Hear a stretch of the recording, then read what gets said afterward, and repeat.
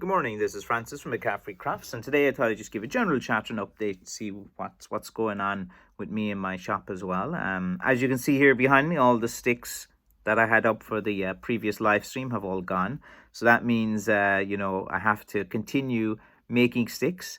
And one of the advantages of being a person who makes your own sticks is that you can always, have your own supply. You don't have to worry about getting something from a supplier. I've actually been kind of researching there a bit recently about the kind of state of blackthorn and seeing what others are doing and having a look. And any of these companies that used to be like buying in, sticks from various suppliers, their supply chain's been cut off. They just don't have any sticks. No one, there's anyone who is buying these things in, or makers, they all have a shortage at the moment. So their loss is my game, because I have the wood. I can make sticks myself, which gives me a great level of control over my business, because I know how many I can make. Like I do hand make sticks. It's not like I have a factory that can knock out a few hundred a week.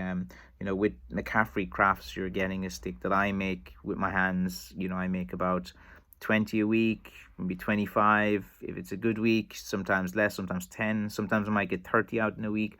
So there's not a huge supply in terms of what I make, but it gives me a pretty good living, in that quantity. And that's kind of like what I can pretty much make each week. Like I might make 150 a month, something like that. And so it gives me a good level of control, that I always have stock available.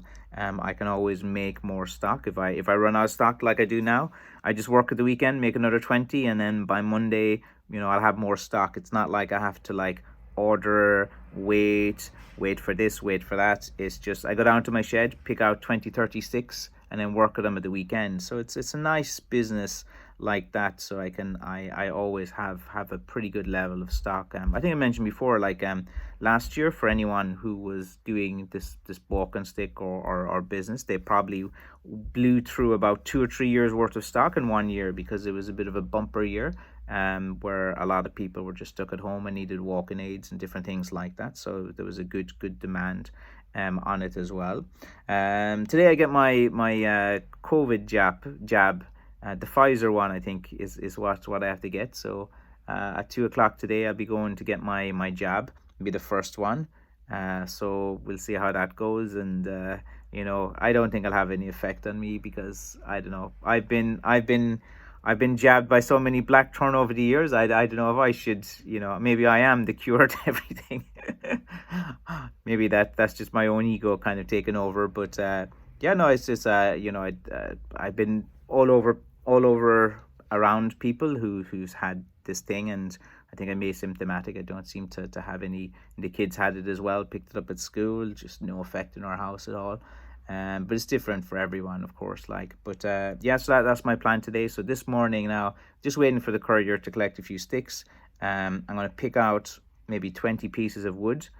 Try to pick out some nice pieces. I have about actually 9 sticks that I've working on yesterday that I could probably finish off later today if I get some time. This Friday I'll be doing the live stream as per usual at 6 p.m. Usually I just leave the live streams up for about a week, just to kind of you see it live, you see it in a few days of it as well, because most people don't look back over a live stream if it's a few weeks old or something like that. Spend the morning answering questions too. It's a day in the life of a stick maker isn't always making the handles and carving wood. There's a lot of administration work that goes as well.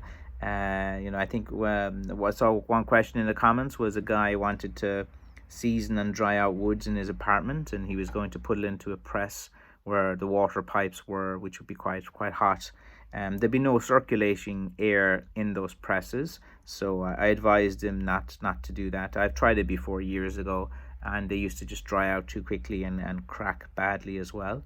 So it's interesting times for, like, if you are a crafts person who makes your own crafts, you're not going to have any of these issues with sourcing raw materials or anything. And I kind of like that element of control. I set my own prices, I set my own time, my own schedule. I think that's one of the joys when you are in a position to work for yourself. And I've been quite blessed in that, you know, my hobby has turned into my full-time job. And you know, if any of you guys have, like, you know, a lot of you are interested in crafts as well, and make your own things, like, you know, just be a person of action. Like, you know, don't just sit in the side and say, I'd love to do this, I'd love to do that. Just do it. If you're interested in knife making or something like that, just have a go at it, throw it out there, see if people like it or not. Like, you know, you'd be surprised. Like, there's things that you think aren't that good. So, I'd make one this and that, but people, they can really connect to you and your story as well. So yeah, that's kind of just a quick update of what I'm at, and what I'm going to be doing this week. I should have 9 sticks up tomorrow, and then it'll probably be Monday. I'll probably, if everything goes to plan, have another maybe 10 or 15 sticks up then by Monday or Tuesday, unless this injection thing takes the worst of me and knocks me out of action for a few days. But I highly doubt it. But they say that's famous last words, isn't it, if you're too confident? But anyway, look, that's the shop update of where I'm at, and thanks for watching, guys. I'll be in touch. Bye bye.